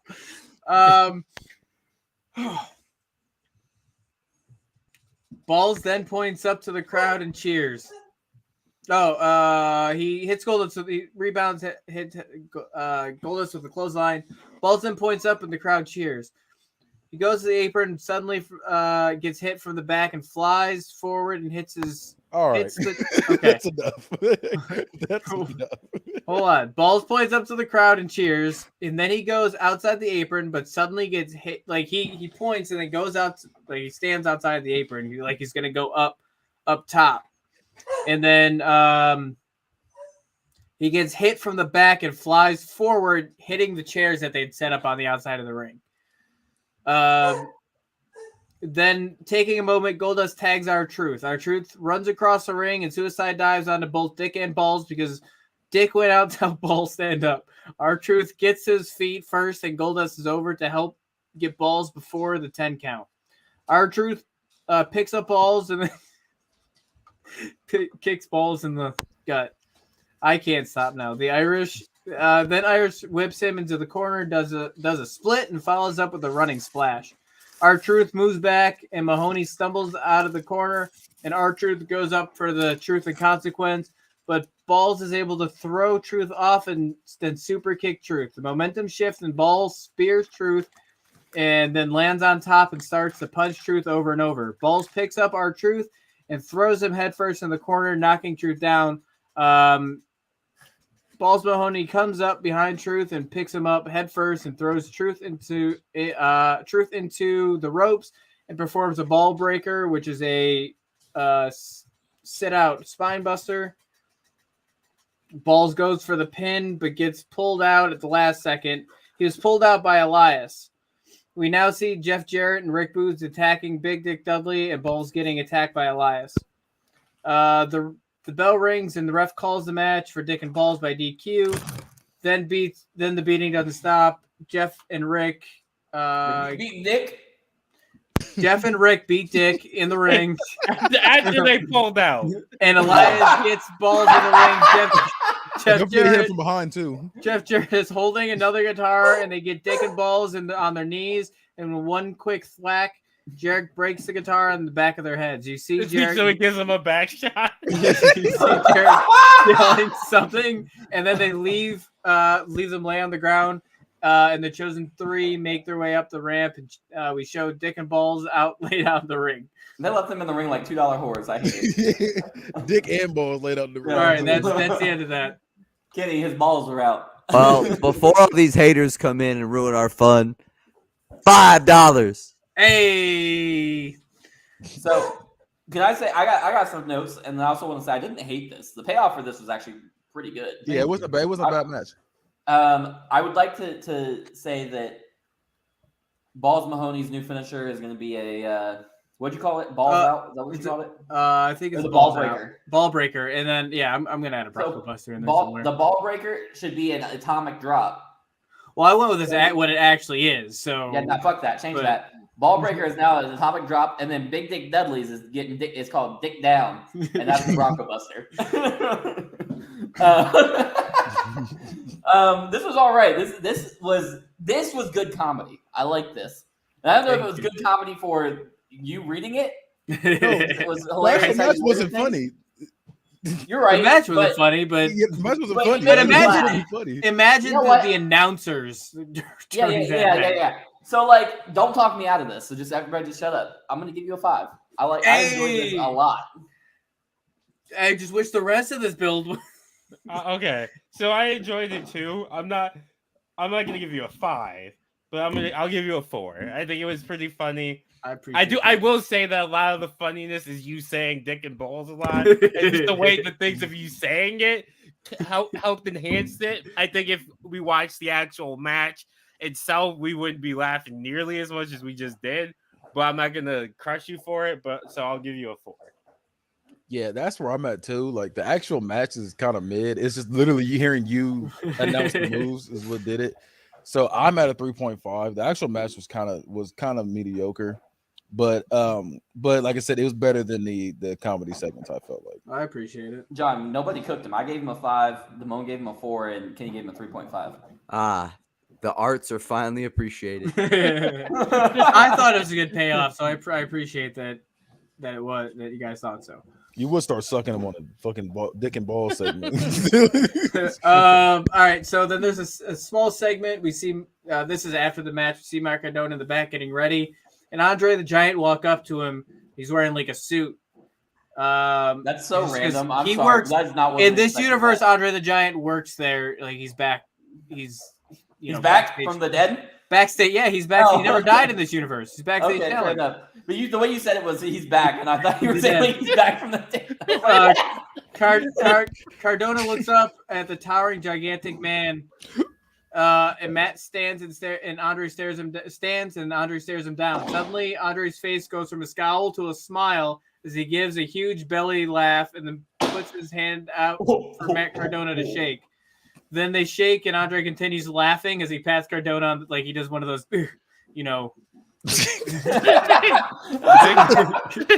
I can't do it. You know what I'm saying, though? I have a question though. Is this Indies Andre? No, this is an old. Is he doing 900s? This is an old grizzled Andre the Giant he's got a pinky ring. Is he actually a wrestler, or is he just? No, like, he's backstage talent. Like Okay. he's like. he's like an agent. Look, he's Andre. He's just there, but he's So he's like an official. He's Right, Ron Simmons. He's Ron Simmons an official. in like the late Right. 2000s. he's gonna be there. Like He just shows up randomly. Right. Damn. I will say Andre in this, he's not too old where he couldn't go. Like if he really needed to, he could throw some people around. That's foreshadowing. He's gonna have. No, a he's match at not. It's some really not. They shake and Andre continues laughing as he pats Cardona on the back and walks away. That's the end of that. That's the end of that small segment. It's just this is right showing before. his Then it respect. goes to a commercial.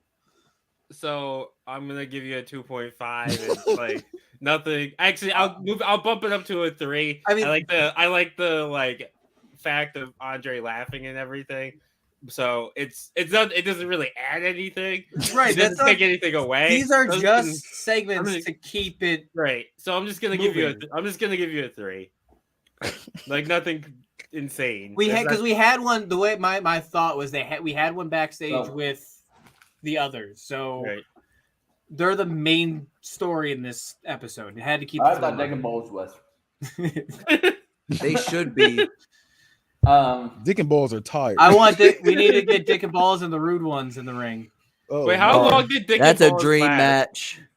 Talk to me. Let's whoever has them. I think What Denny was had it? right. Yeah, I got him. Let's make some sort of deal. Wait, hold on. How long did Dick and Balls last? So Damn that it. whole Don't thing do that. Damn it. from the with all the segments, video package, and everything, it was about 13 minutes. Ooh, that's a long one. Well, the entrances and shit like that. I told you I tried my best to time this shit out. No, Mike. I- Mike, he's telling a really corny He's joke. making innuendos. Yeah, he's saying. Oh, it's a long one. Ha, ha, Yeah. ha. He warmed her up. Warmed her up a little bit. Fiddle faddled a little. All right. Hey, so I'm gonna go next. I like this. I don't think it had a lot of substance, like you said, but that's not what it's here for. I can't give you too high of a score, but I'm gonna give you a 3.33. Ew. Random. Dude, you want just give him pie. I'm just gonna give you this. These .33s and pie. .1s, that's gonna beat John. That's gonna be enough to beat John. And I'm here for it. It's all I'm gonna go- meticulous plan. It's was in gonna give you a everybody's 3. plans. I was gonna give you 3 because nothing really happened. I'm gonna give you a 3.01. Just one extra penny. I hope John loses by a penny.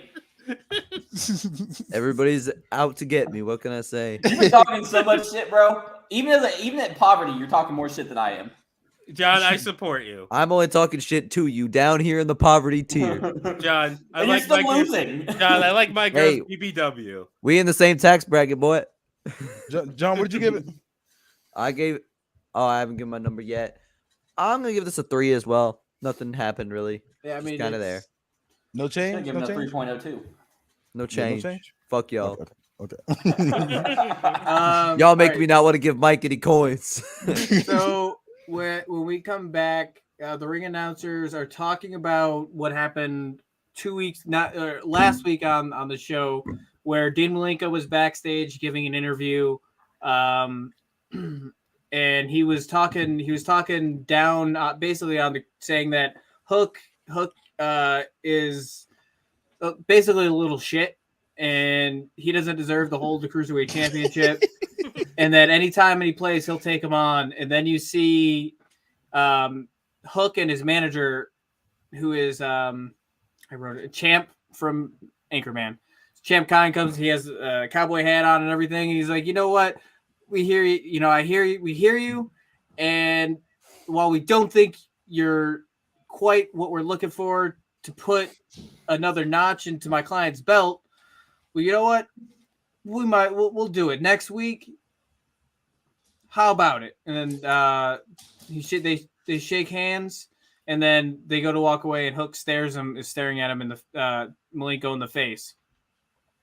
And then we come back, and then you see Malenko come out, and then we have the champ come out. So Hook comes out with the champion. He comes out with his manager, Champ Kind. They get to the ring, and Malenko holds out his hand to shake. Hook looks at it, then over to Champ, and then back over to Dean and slaps it away. Dean puts his hand out again, but Hook slaps it away once more. Dean puts his hand on his hips and looks away, then puts his hand back out one more time, says, "Shake my hand, goddammit." But then Hook punches Dean in the face this time. Dean falls back and checks his nose. Malenko circles, but Hook goes behind Malenko and hits Dean in the back of the head. Hook then takes Dean by the head and gets him to the mat. Hook pulls on Dean's head, and Malenko looks like he might tap, but is able to overcome and get out of the hold. Hook gets up while Malenko is on his elbows and knees. He starts to get up, and Hook kicks Dean in the side. Dean looks hurt, but Hook does it again. This time, flipping Malenko on his back with the kick. Hook picks up Malenko and throws Malenko into the corner. Hook kicks Dean in the gut, and then Malenko goes for a punch and hits Hook and Hook back. Hook then punches Malenko, then Dean punches back. Hook punches Malenko in the face until the ref breaks it up. Once enough space is given, Malenko gets his footing and goes for Hook, but quickly Hook grabs Dean's arm and puts him into the red room. Dean can't do it anymore and taps out. Hook lets go, and Champ comes into the ring and holds his client's arm up in victory. And then we go to a commercial, a small commercial, like a one commercial deal. Okay. So go ahead. I'll go first. I like this. I'm going to give you a 4. Thank you. Okay, so I like the match. I like the match itself. Mike, Travis, mute your goddamn mic. I hate him sometimes. I hate him all the time. I like the matchup, and I didn't mind the match. I think the match you could have expanded on and done a little bit more. But because I actually think this is a pay-per-view level match. But I don't like Champ as his manager, Hook's manager. It feels very he's a loudmouth, man. I understand, but he's a comedic character with Hook, who isn't a comedic character, who's very straightforward. And I don't think Hook needs a manager. I get it, but I look at it more similar to as I was trying to write it, more to like Paul Heyman than he's just a loudmouth. You know what I mean? I get what you're going for, but I don't think you picked the right person. So I'm not gonna. He's I'm on gonna the give payroll. You, Needed to give him something. I'm gonna give you a. I'm gonna give you a 4. I'll take that. If you made the match longer, added some stuff to the match, and you had a different manager, Hook didn't have a manager at all, it would have been a 5. So, but 4, it's not too bad. I just feel like he needs a mouthpiece. I don't know. John, you go this time. I'm gonna also give this a 4. I agree with everything Damone said. Though, actually, no, give that a 4.15. Actually, I like Champ a little bit more. I'm probably screwing myself with those 15 cents, whatever. But I like Champ a little bit more than Damone did.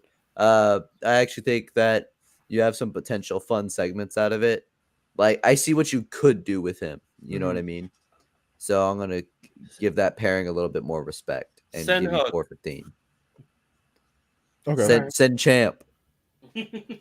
I personally didn't see any negatives. I wanted to listen to them to see if I didn't catch anything. But yeah, I didn't see any negatives with this, so I have nothing to ding you on. So I'm giving you a 5. Okay. I think that was about 4 minutes. It wasn't long at all. I mean, with the video package, maybe like 6 minutes. I because it was just a small. I'll give it a 4. I wish, like you said, I wish it was a longer match.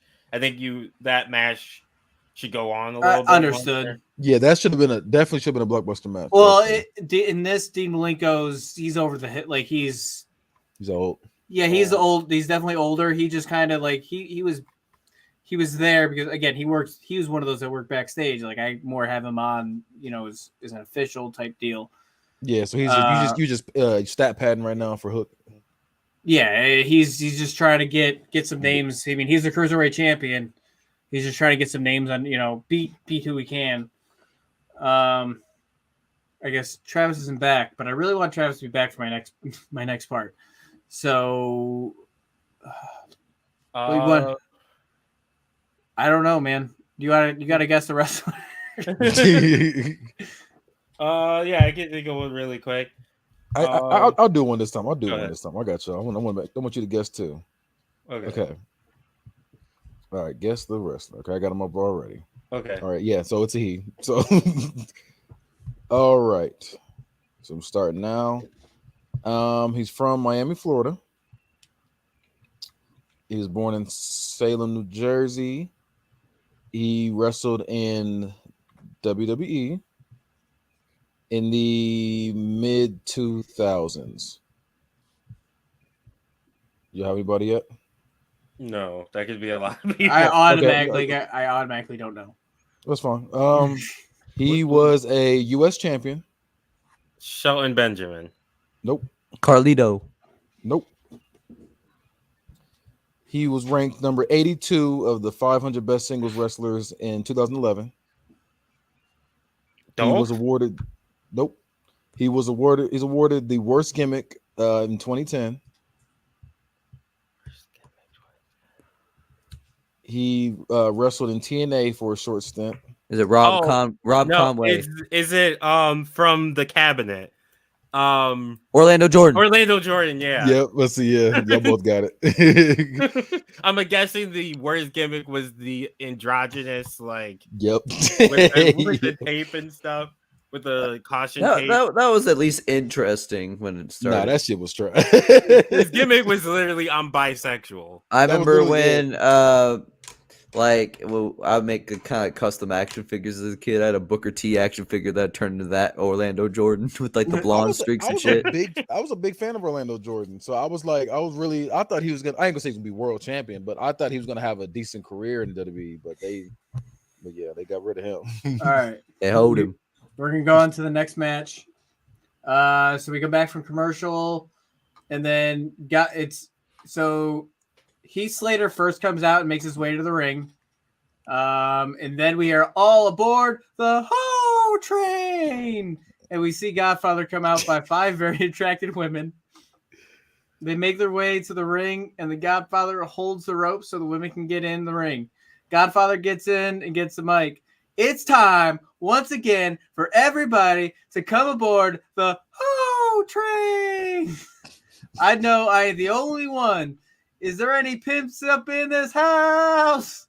You already know the Godfather be pimping hoes nationwide. I want you to roll a fatty for this pimp daddy. Light a blunt up and say, the crowd responds, pimpin' ain't easy.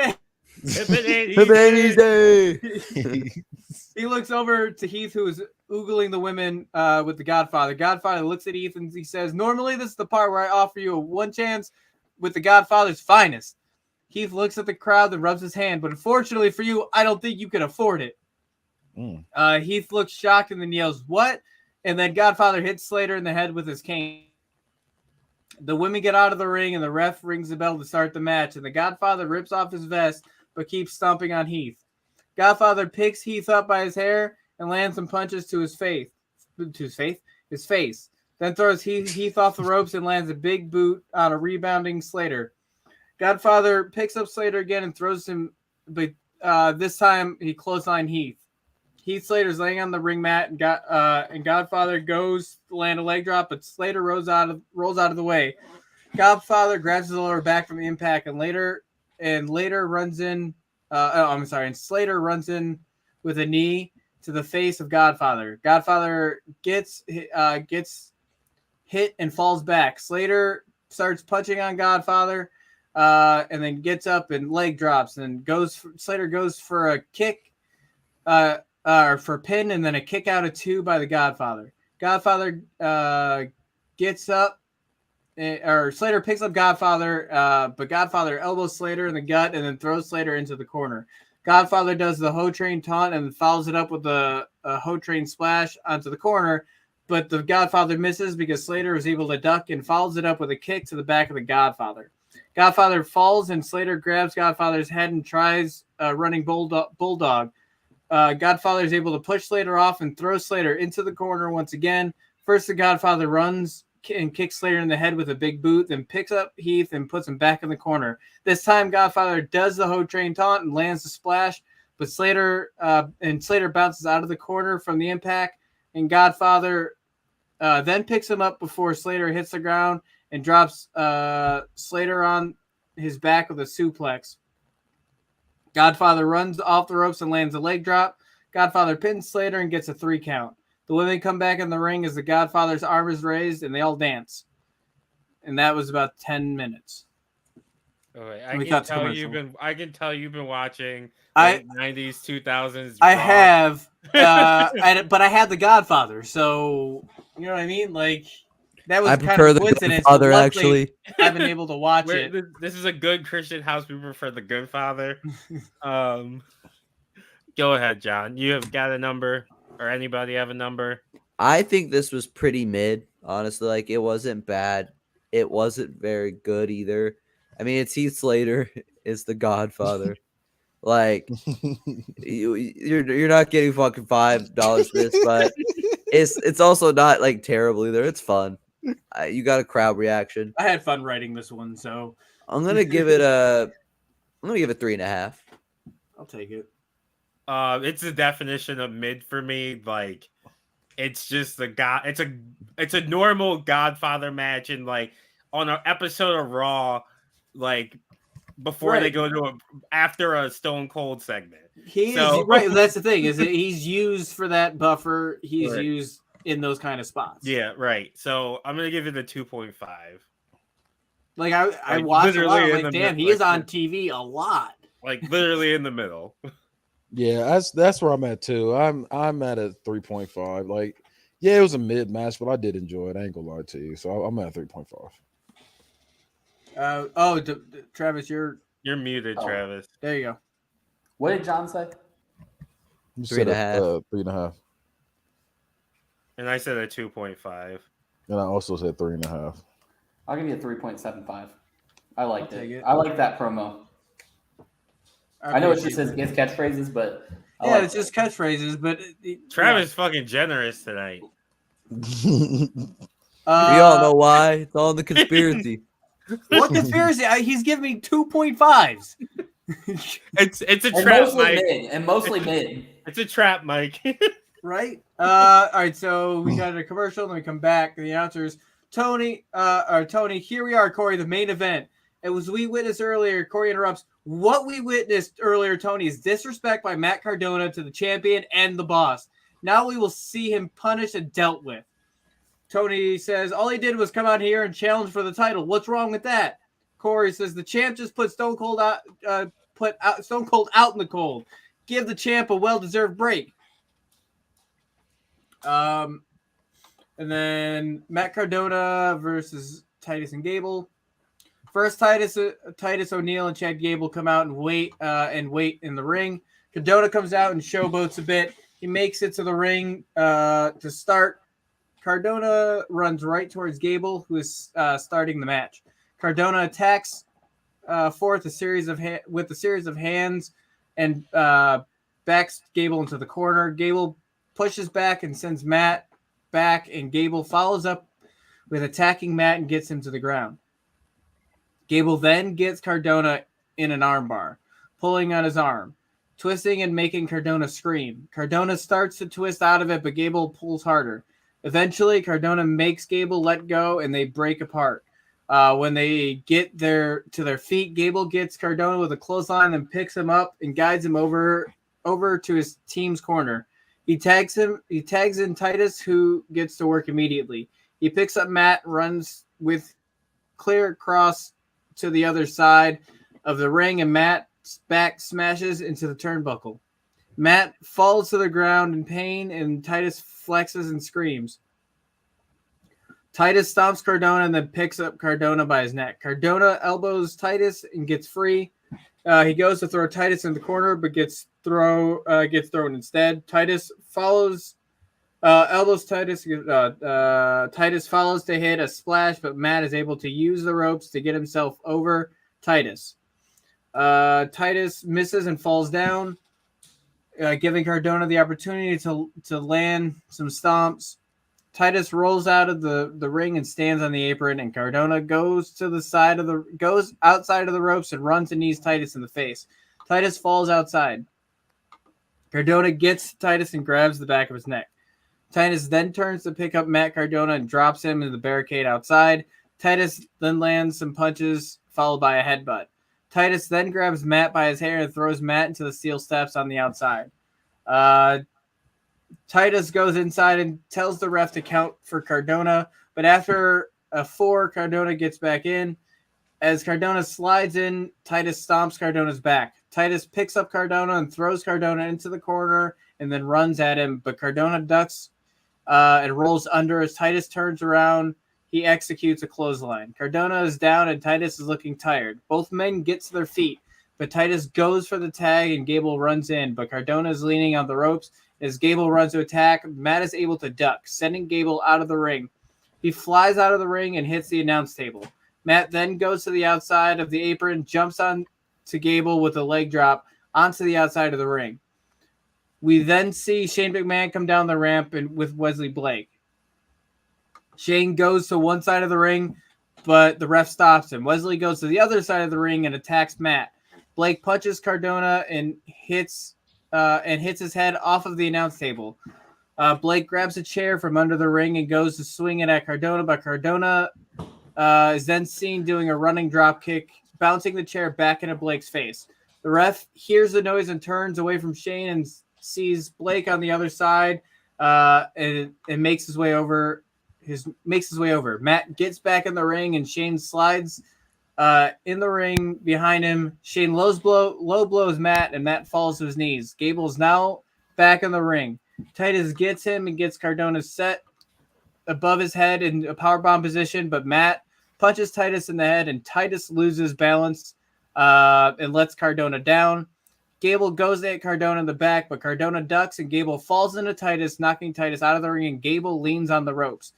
Shane then tries to attack Matt from behind, but the ref gets back in the ring and sends Shane out of the ring. Cardona focuses on Gable. Matt throws Gable off of the ropes and then runs off the ropes himself and hits a radio silence.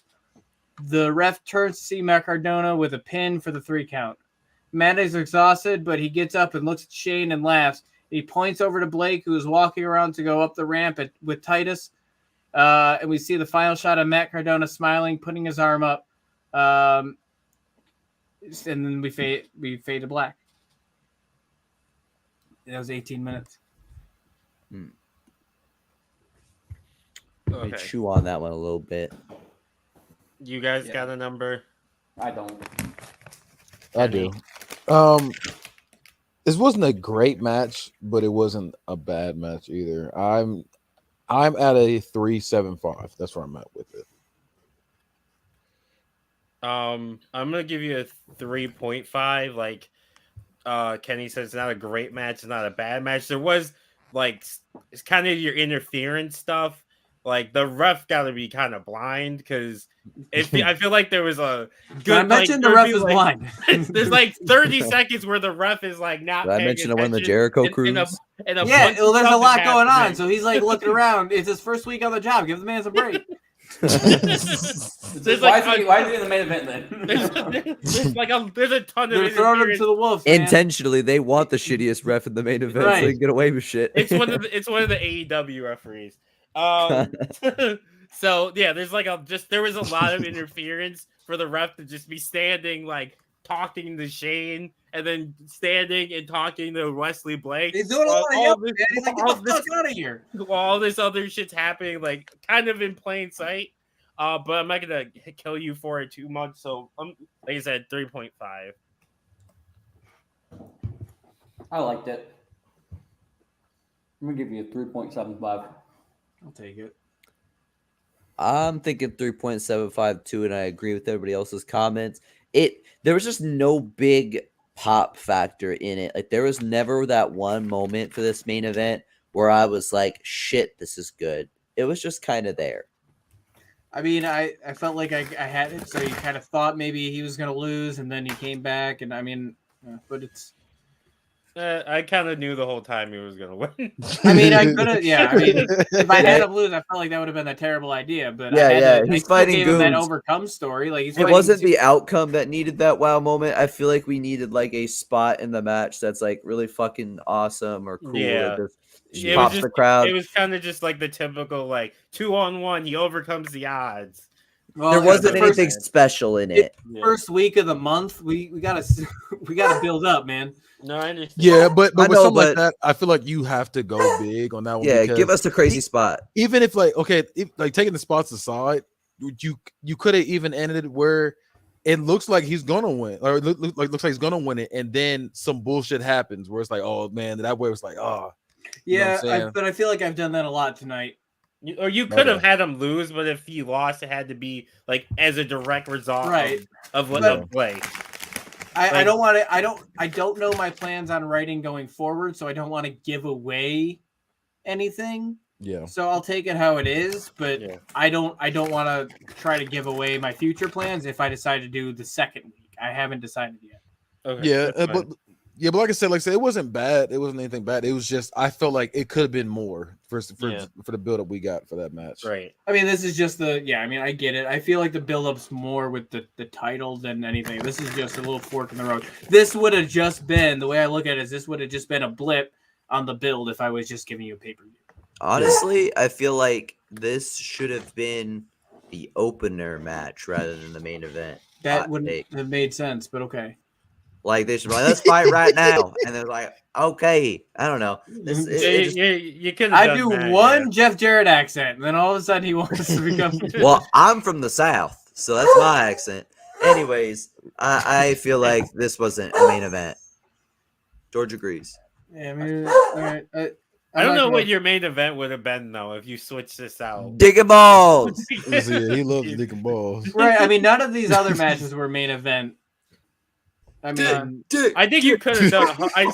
If you had built it up more, if you had made it longer, I think you could have done the cruiserweight title for the main event. But yeah, but with the way you built, the way you had it, it couldn't have been. You can't really. It's hard to do a 4-minute main event. Right. The through line on this, I feel like I had to. But again, this whole storyline isn't over. This is a small blip of what would have been a whole build. Yeah. Exactly. We can only judge right now. Though. Right. We can only judge based off of what you gave us, not what you're going to give us. Right. But that was Wednesday night. That was Wednesday Night Massacre. Yep. We'll see how it did against Wednesday night record. Oh, I got the worst ratings because of those 0.5s. No, I think I don't you know. still I got beat me. I- You beat me. I got You still beat me. 3.5s in a row. So Yeah, I had 3 of them. I think you beat me. Straight up. we'll see. And Mike, you deserve to. I think this is a pretty good show with a lot of high points. It was entertaining. It was fun. And I feel like if I were to give any like critique on your booking is, I know I don't really have a place to, but just make your highs a little higher because I don't like writing matches. I've yeah. never been. I mean, I honestly, when I write this stuff, I'll be honest. I do study matches. Like I watch, and I'll watch who I have, and I'm watching these people's matches. Like Godfather, that is a typical Godfather match. Yeah. My recommendation for you would be because you kind of did Bell to Bell. I try not to. Yeah, but then My- you have me. Here's the thing. would be So the when I spots. write the spots, like book at verse 1, I end up writing 3 sentences and then we're on to the next thing. What I typically do is I'll be like, this match is gonna have 10 spots, and I just fill the 10 spots on. I mean, maybe like, I'll try and- that for the pay-per-view or something. Yeah. I did do bell to bell, but I also thought for the weekly I need to do Because bell we're to bell. gonna have lows and we're gonna have our mid right in our shows. Everybody's gonna have lows and mid happen. I just feel like your highs need to be a little bit higher. Is the thing. Make the roller coaster a little bit more thrilling of a peak.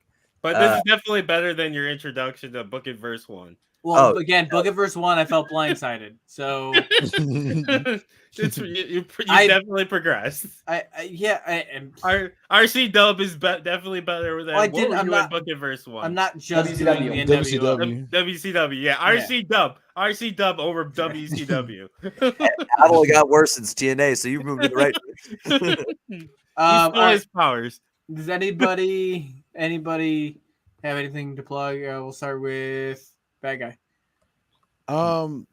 Yeah, check me out on Bad Guy Spoken, every social media, Bad Guy Spoken podcast on YouTube.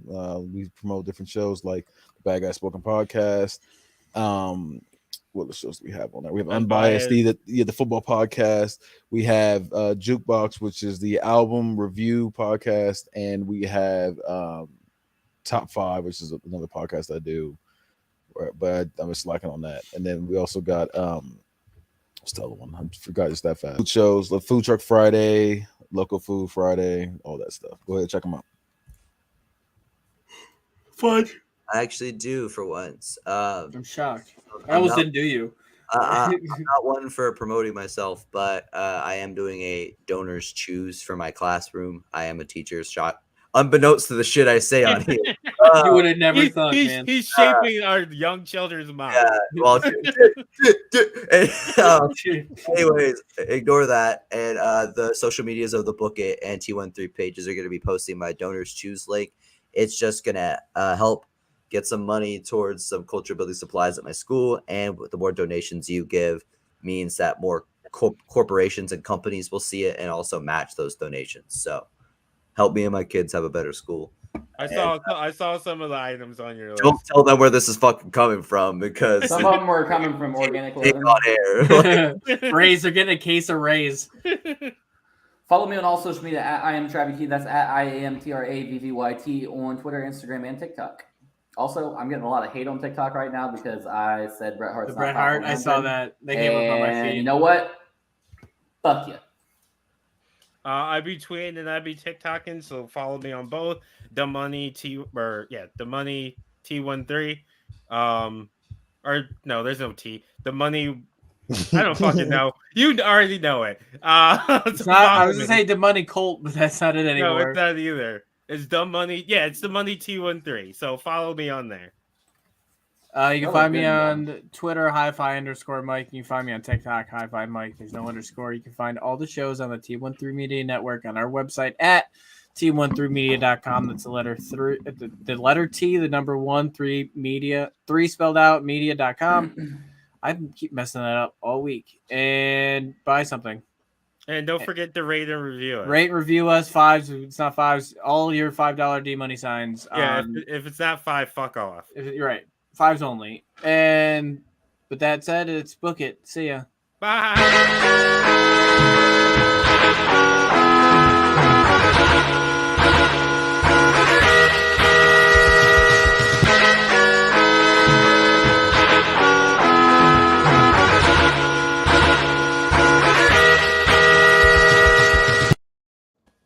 I look like a hater this time around.